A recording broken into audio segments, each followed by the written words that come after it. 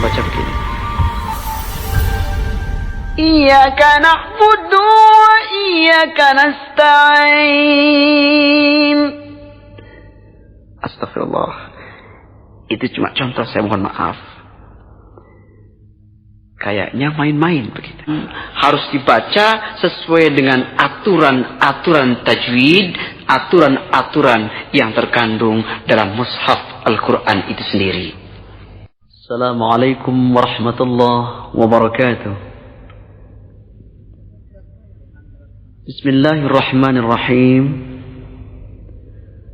Alhamdulillahi rabbil alamin. والصلاة والسلام على أشرف المرسلين سيدنا محمد وعلى آله وأصحابه إلى يوم الدين أما بعد.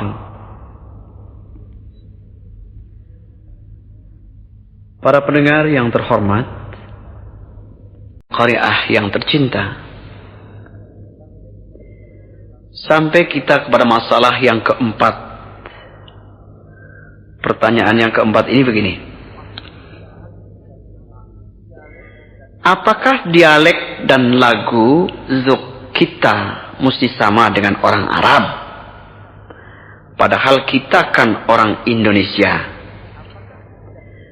Apakah tidak sebaiknya disesuaikan saja dengan zuk, dengan lagu daerah, agar kita lebih kaya perbendaharaan lagu dan variasi-variasinya? Itulah pertanyaannya. Saudara-saudara para pendengar,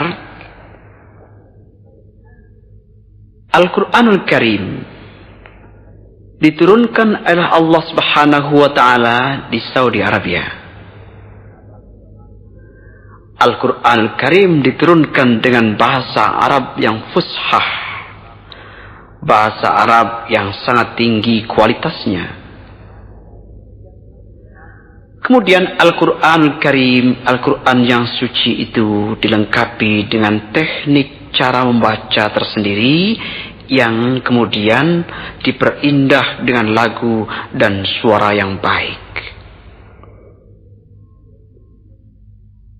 Saudara pendengar, sebagai contoh begini. Huruf-huruf hijaiyah, alif, ba, ta, sa, jim, ha, kha. Huruf-huruf hijaiyah itu adalah huruf-huruf Arab. Tetapi manakala huruf-huruf itu sudah berada dalam mushaf Al-Quran, maka ia akan meningkat menjadi huruf-huruf Al-Quran. Dia akan dibaca tidak sesuai dengan bacaan sehari-hari. Dia punya khas, dia punya aturan, harus dibaca sesuai dengan aturan-aturan tajwid, aturan-aturan yang terkandung dalam mushaf Al-Quran itu sendiri. Misalnya saja, alif, ba, ta, sa, jim, ha, kha. Tetapi dalam membaca misalnya lain. Dibaca misalnya ya, sin. Tetapi bacanya tidak ya, sin. Tidak. Manakala orang membaca Al-Quran, dia harus patuh kepada aturan tajwid. Membaca tidak seperti bacaan dalam huruf Arab saja. Tapi dia harus baca sesuai dengan aturan-aturan cara membaca Al-Quran. Bismillahirrahmanirrahim. Yasin. Hamim. Mungkin dalam bahasa Arab sehari-hari Anda bisa membaca alif, lam, mim. Tidak ada masalah. Tetapi kalau sudah termasuk dalam mushaf Al-Quran, Anda dituntut untuk membaca dengan bertajwid. Alif, lam, mim, yasin.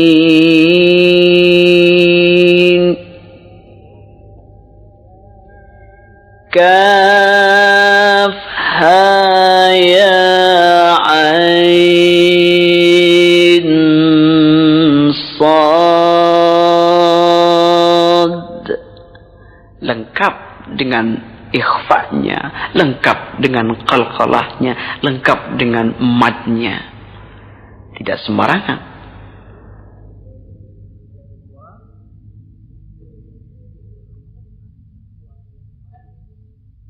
Para pendengar sekalian, Al-Quran yang diturunkan dengan bahasa Arab, diturunkan di Saudi Arabia dengan dialek bahasa Arab dan juga dengan lahjah dan zuqul Arabi dalam melakukan Al-Quran. Rasul memerintahkan kepada kita untuk menghiasi Al-Quran agar lebih bagus lagi dengan suara yang bagus, dengan lagu yang bagus. Tetapi dengan lagu dan zuqul Arab. Kata Rasul, Iqra'ul Quran bilahunil Arab. Baca Al-Quran dengan lagu, dengan dialek Arab. Zayyinul Quran bi aswatikum fa inna as-sawtal hasan yazidul Qur'ana husna. Hiasi Al-Quran yang sudah sangat indah itu dengan suaramu yang bagus. Sesungguhnya suara yang bagus itu akan menambah kehebatan Al-Quran.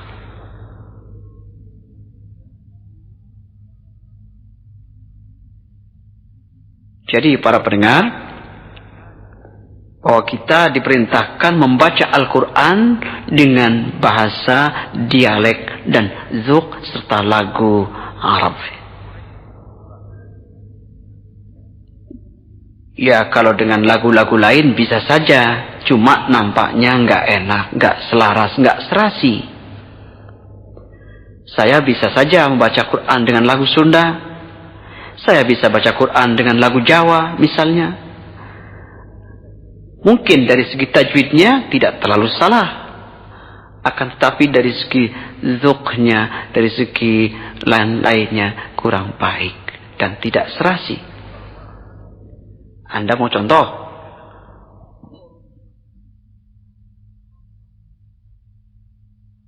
Dengan lagu Jawa misalnya.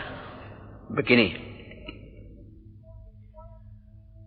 والتين والزيتون وطور سينين.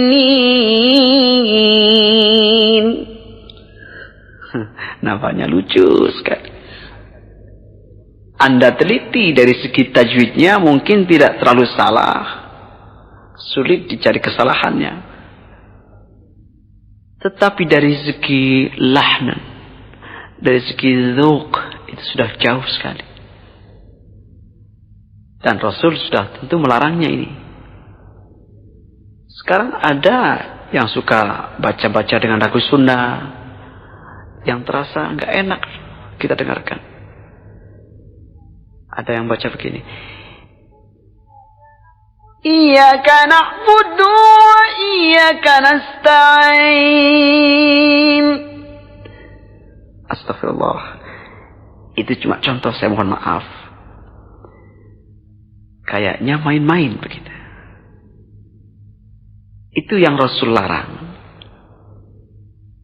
Al-Quran kalamullah diturunkan di Saudi Arabia, diturunkan dengan bahasa Arab yang fusha, disuruh dibaca dengan lagu, dengan zuqul Arabi. Jadi rasanya ganjil kalau dilagu dengan lagu-lagu lain. Maaf, itu cuma contoh saja. Dan pasti Anda mendengarnya tidak enak. Para pendengar sekalian yang berbahagia. Ulama-ulama Al-Quran mewajibkan kita untuk mempelajari Al-Quranul Karim dengan cara bermusyafahah. Dengan cara bertalaki, Dan bertalaki itu wajib hukumnya. Bertalaki itu artinya dari mulut ke mulut. Si murid mendengarkan sendiri perkataan guru. Si murid melihat sendiri perubahan mulut gurunya. Bagaimana gurunya menyebut ba, murid bilang ba. Guru bilang jim, murid jim. Gurunya bilang ha, murid bilang ha. Dan seterusnya. Sin, shin, sad, dad, ta, wa, dan lain sebagainya. Dan itu akan terus berlangsung, terus berurutan sampai sanadnya kepada Rasulullah sallallahu alaihi wasallam. Kalau sekarang kan beda. Sekarang banyak anak-anak muda di antara kita ini yang suka berpendapat begini. Allah, kita kan bisa mempelajari bacaan Quran itu dengan sendirinya. Sekarang kan sudah modern. Sekarang kan Al-Quran banyak dituliskan dengan huruf Latin. Kita bisa saja mempelajari dari huruf Latin. Kenapa susah-susah cari guru? Kenapa cari guru? Dan mencari guru itu bukan hal yang mudah sekarang ini. Katanya begitu. Terpaksa mereka mempelajari huruf-huruf Al-Quran dari huruf Latin. Misalnya saja Sad dengan SH, Ghin dengan GH,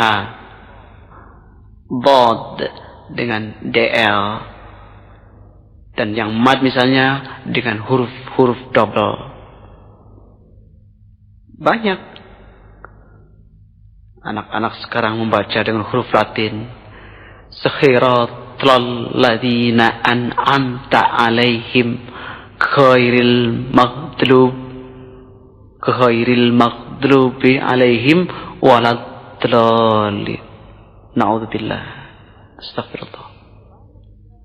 Banyak sekarang pendapat yang mengungkapkan begitu.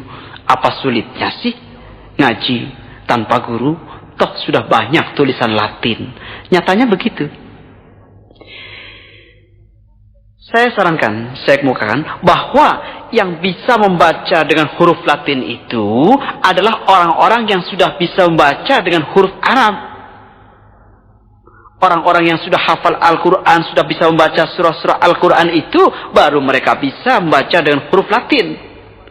Kalau orang yang baru belajar membaca huruf Latin, astagfirullah, itu salah menurut.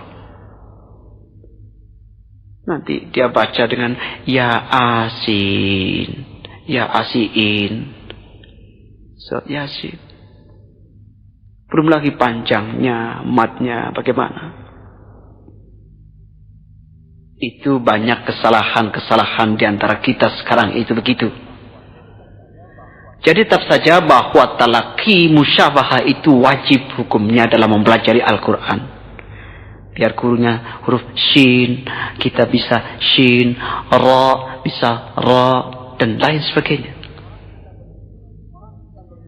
Orang kita bermusyafahah aja masih banyak kesalahan yang kita dapatkan. Kita masih bermusyafahah. Kita masih bertalaki kepada ustadz, kepada guru-guru. Tapi nyatanya itu pun masih banyak kesalahan yang terjadi di antara kita. Dialek-dialek daerah masih masuk dalam dialek Arabi. Masih masuk dalam sebutan-sebutan huruf hijaiyah. Maaf ini. Misalnya saja, ada dialek daerah yang serba tebal. Huruf ba, misalnya ba, jim, dal, dan lain sebagainya. Ada huruf lagi yang mereka rusak penyebutannya. Fangala, fangala, fangalu, fangalat, fangalata, fangalna. Ain jadi ngain. Ada lagi daerah yang menyebutnya jadi rusak. Huruf zai jadi ya. Idza yulyilatil ardu yil ya. Nah, ada. Nanti Anda akan temukan juga dialek daerah yang tidak bisa menyebut huruf ta. Ta mereka sebut dengan ta. Kuntum ta'lamun, misalnya begitu. Dan masih banyak sekali. Banyak yang tidak saya sebutkan. Pengaruh-pengaruh dialek daerah yang mempengaruhi bahasa Al-Quran. Saudara pendengar, kalau kita sudah ikhlas untuk membaca Al-Quran, mari kita lebur dulu dialek-dialek daerah kita. Kita hanyutkan diri kita dengan dialek yang ada dalam Al-Quran. Agar bacaan kita menjadi bagus. Bacaan kita menjadi sesuai dengan ajaran Rasulullah Sallallahu Alaihi Wasallam. Assalamualaikum warahmatullahi wabarakatuh.